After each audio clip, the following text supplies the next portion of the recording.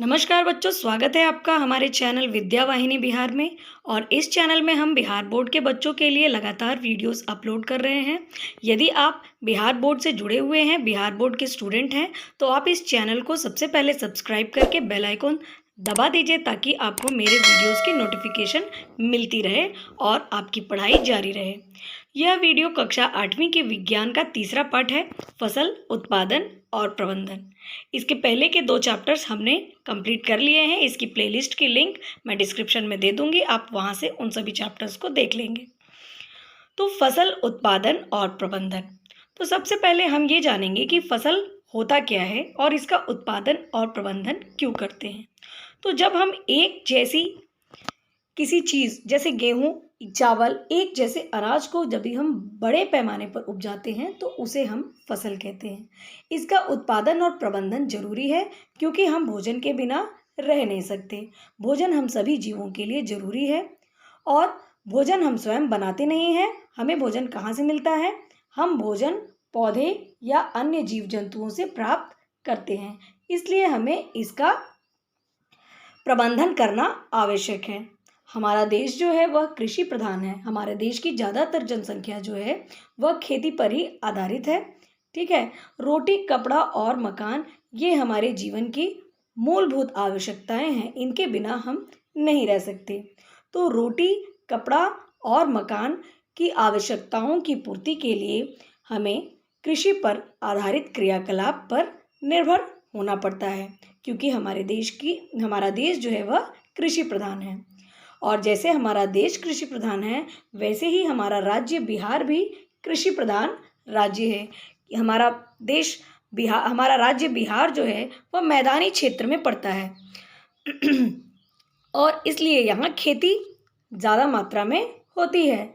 क्या आपको पता है कि यहाँ कौन कौन सी फसलें उपजाई जाती हैं? तो बिहार में कई फसलें उपजाई जाती हैं, जैसे गेहूँ, चावल, मकई,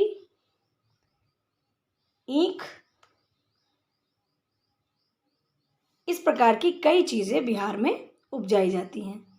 अब हमें ये जानना है कि फसल क्या सालों भर एक जैसे फसलें होती हैं? तो नहीं, समय के अनुसार फसल बदलते रहते हैं, ऋतुओं के अनुसार फसल बदलते रहते हैं। जो पौधों को ज़्यादा पानी की आवश्यकता होती है उसे हम वर्षा ऋतु में लगाते हैं और जिन्हें कम पानी की आवश्यकता होती है उसे शीत ऋतु में लगाते हैं।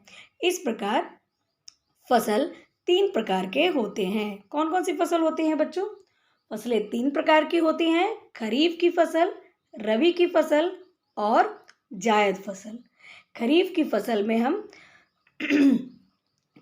फसल हम जून में लगाते हैं, इसमें ज़्यादा पानी की आवश्यकता होती है।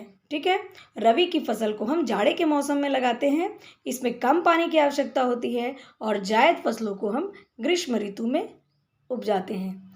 खरीफ की फसलों में मुख्यतः हम चावल की खेती करते हैं और रबी में हम लोग चना, गेहूँ, दालें इत्यादि की फसल करते हैं, मसूर। और जायद फसलों में हम चाय वगैरह उपजाते हैं। तो क्या अब आप जानते हैं कि मनुष्य ने ये काम, जो खेती का काम है, यह कब से शुरू किया? बहुत पहले जो मनुष्य था वह घुमंतू था। एक स्थान से दूसरे स्थान पर वह घूम घूम कर अपना भोजन तलाश करता था। लेकिन 10,000 ईस्वी पूर्व में उसने देखा, घूमते के क्रम में जब वह खाना खोजता था, कंदमूल, कच्चे फल, कंदमूल, सब्जियां खाता था और जंगली जानवरों का शिकार करता था, इसी क्रम में उसने देखा कि पेड़ से जो बीज गिरते हैं उससे उसी के जैसे पौधे उगा जाते हैं।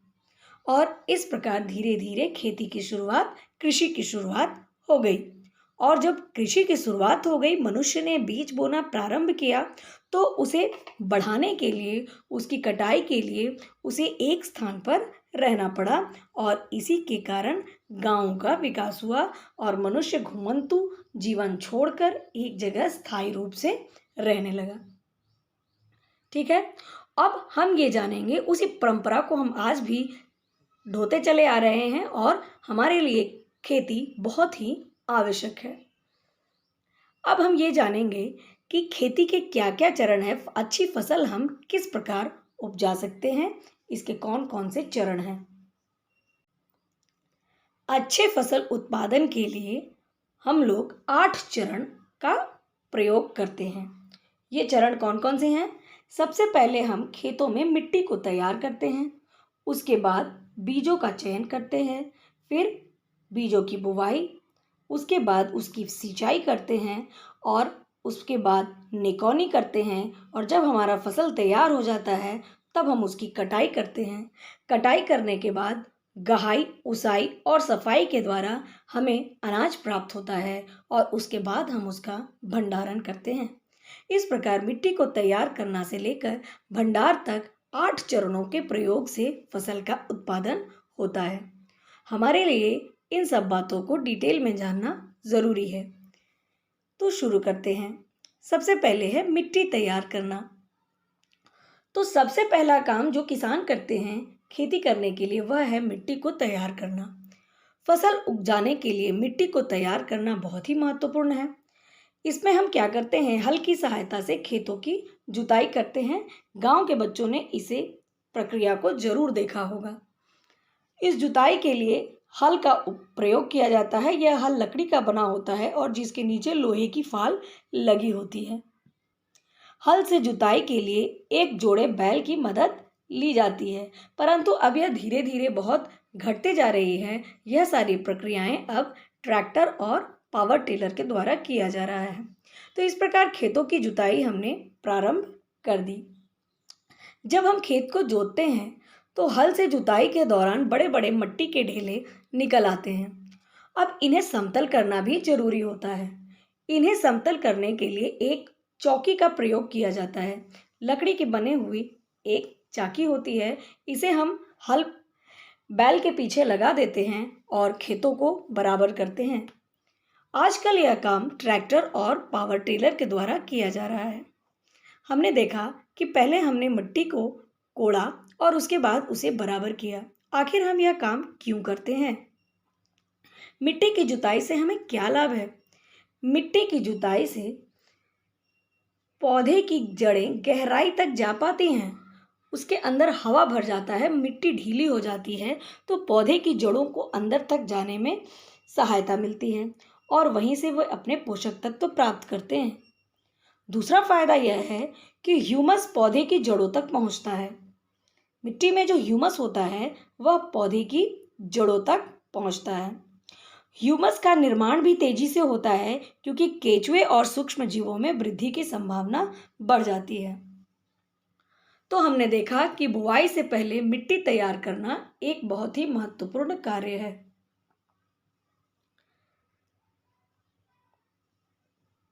यहाँ पर आपको कहा गया है कि आप उन उपकरणों की सूची बनाइए जिसमें खेती या बागवानी में इस्तेमाल जिन उपकरणों का किया जाता है उसका आपको यहाँ पर चित्र बनाना है और कार्य उपकरण का नाम लिखना है और उसका कार्य बताना है।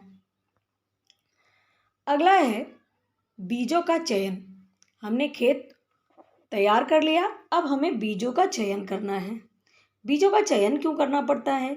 क्योंकि यदि हम अच्छी बीज डालेंगे तभी तो हमारा पैदावार अच्छा होगा। अच्छी बीजों का चयन चुनकर और फटक कर करते हैं, क्योंकि कोई भी तरीका है क्या और भी कोई तरीका है जिसे स्वस्थ बीजों का चयन किया जा सकता है? तो हम लोग क्या करते हैं, जब हमारे पास कोई बीज होता है तो उसे फटक कर जो हल्का बीज होता है उसे हटा देते हैं और जो भारी बीज होता है वो अच्छा होता है और उसे हम बोते हैं। एक और तरीका है जिससे हम अच्छी बीजों का चयन कर सकते हैं, वह है कि यदि आप बीजों को पानी में डालें तो जो अच्छी बीजें होती हैं वह नीचे बैठ जाती हैं और जो बीजें खराब होती हैं वह ऊपर छहला जाती हैं क्योंकि वो खोखली होती हैं और इस प्रकार हम अच्छी बीज और खराब बीजों का चयन कर पाते हैं। तीसरा कार्य जो हमें करना है वह है बुवाई का। खेतों में हम बीज बोएंगे तभी तो फसल पैदा होगा ना। तो बुवाई किसे कहते हैं? मिट्टी में बीज डालने की प्रक्रिया को हम बुवाई कहते हैं। मिट्टी में जब हम बीज डालते हैं तो उसी प्रक्रिया को हम बुवाई कहते हैं। और जिस बीजों को हमने अच्छे से चयन किया था वह पौधे की प्रकृति पर भी निर्भर करती है।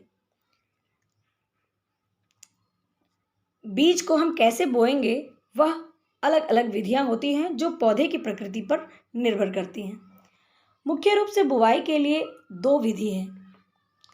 कुछ बीज को हम सीधे जो हमने खेत तैयार किया उसमें सीधे डाल देते हैं, लेकिन कुछ बीजों को नर्सरी में डाला जाता है और जब वह पौधा तैयार होता है तब उसे रोपनी के माध्यम से तैयार खेत में रोपा जाता है। जैसे कि धान की खेती में देखा होगा कि बीज को बोने के बाद छोटे छोटे पौधे निकलते हैं जिसे हम लोग मोरी कहते हैं, और जब यह पौधे तैयार हो जाते हैं तो इसे गांव की भाषा में बीहन बोला जाता है और इसे उखाड़ कर दूसरे खेतों में हम लोग बोते हैं। ऐसा करने से फसल अच्छा होता है और बुआई के समय कुछ सावधानी की भी आवश्यकता होती है। जब हम खेतों में बीज बोते हैं तो हमें कुछ बातों का ध्यान रखना पड़ता है। किन बातों का ध्यान रखना पड़ता है? बीजों के बीच समान दूरी बनी रहे। ज़्यादा दूरी यदि होगी तो क्या होगा? हमारी फसल कम होंगे, जमीन के अनुपात में हमें फसल कम मिलेंगी, और ज़्यादा यदि हम नज़दीक फसल को बोते हैं तो पौधे का विकास अच्छा नहीं हो पाएगा क्योंकि पोषक तत्वों की प्राप्ति नहीं हो पाएगी। जहाँ तक गहराई की बात है तो बीज को हमें इतनी गहराई में बोना चाहिए कि नमी के कारण वह अंकुरित हो सके। ज़्यादा अंदर डाल देंगे तो वह अंकुरित नहीं हो सकेगा, और यदि हम बहुत ही ऊपर रख देते हैं बीज को तो पक्षी उसे चुनकर ले जाएंगे। इसलिए हमें एक निश्चित अच्छी गहराई पर बीज को बोना चाहिए। यहाँ पर रोपनी का चित्र और सीधे बुवाई का चित्र दिखाया गया है। अगला है खाद एवं उर्वरक मिलाना। अब हमने फसल को खेतों में रोप दिया है, अब हमें खाद और उर्वरक मिलाना है उसमें। क्या आपने किसान को खेतों में खाद और उर्वरक डालते देखा है? क्यों हम खेतों में खाद और उर्वरक डालते हैं? खाद कार्बनिक पदार्थ का मिश्रण होता है। हमें यहाँ पर एक बात बहुत ज़रूरी है जानना कि खाद और उर्वरक में अंतर क्या होता है। तो खाद कार्बनिक पदार्थ होता है। यह पौधे और जानवरों के अपशिष्ट से बनता है। जो हमारे छोड़े गए पदार्थ हैं, सड़े गले पत्ते, जानवरों के अपशिष्ट जैसे गोबर, बेकार साग सब्जी, पौधे पत्ते, इन सबों को मिलाकर कार्बनिक खाद बनता है। इसे क्या किया जाता है? इसे अपशिष्ट पदार्थों को एक गड्ढे में जमा किया। जितना भी वेस्ट मटेरियल घर का होता है, खाने का कचरा, बचा हुआ खाना हो गया, गोबर हो गया, साग सब्जी, पत्ती, इन सभी को एक गड्ढे में जमा कर दिया जाता है और सूक्ष्म जीव इस पर अपना कार्य करते हैं और इन बेकार पदार्थ को कार्बनिक पदार्थ में अपघटित कर देते हैं, और इस प्रकार से तैयार हुई खाद को हम लोग क्या बोलते हैं? कंपोस्ट बोलते हैं। तो हमने खाद बनाना सीख लिया।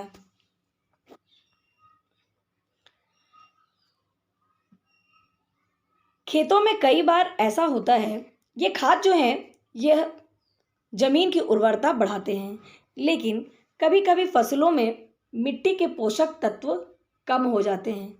मिट्टी में कुछ पोषक तत्व होते हैं जिसे हम NPK भी बोलते हैं, नाइट्रोजन, फास्फोरस और पोटेशियम।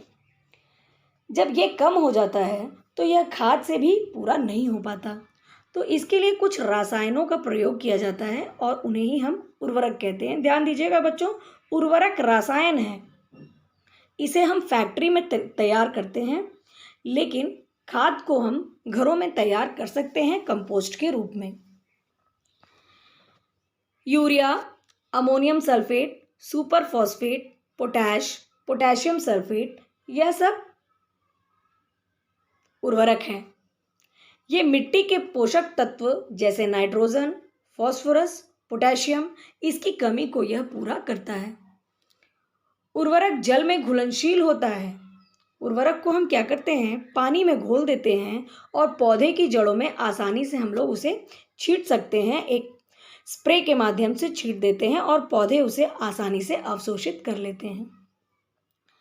फसल की पैदावार को बढ़ाने के लिए हम उर्वरकों का प्रयोग करते हैं, लेकिन मिट्टी की उर्वरता बनी रहे इसके लिए हमें उर्वरक से ज़्यादा जैविक खाद का प्रयोग करना चाहिए, या फिर दो फसलों के बीच कुछ समय के लिए खेत को खाली छोड़ देना चाहिए ताकि खेत की उर्वरता बनी रहे। लगातार हम केमिकल्स डाल के यदि फसल पैदा करते हैं तो खेत अनुपजाऊ हो सकता है, बंजर हो सकता है। इसलिए हमें यह ध्यान रखना होगा कि दो फसल के बीच में कुछ समय के लिए खेत को खाली छोड़ दिया जाए या फिर ज़्यादा से ज़्यादा जैविक खाद का प्रयोग किया जाए।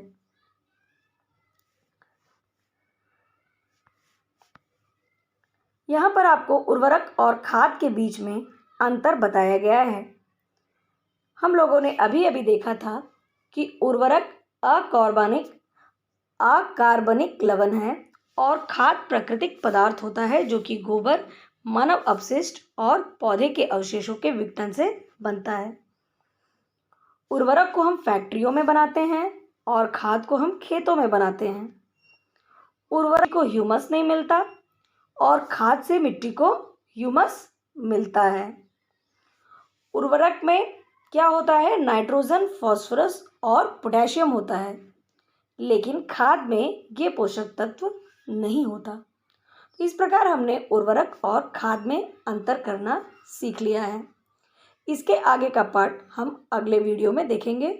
यदि वीडियो अच्छा लगा हो तो वीडियो को लाइक, शेयर और चैनल को सब्सक्राइब करना ना भूलें। Thanks for watching.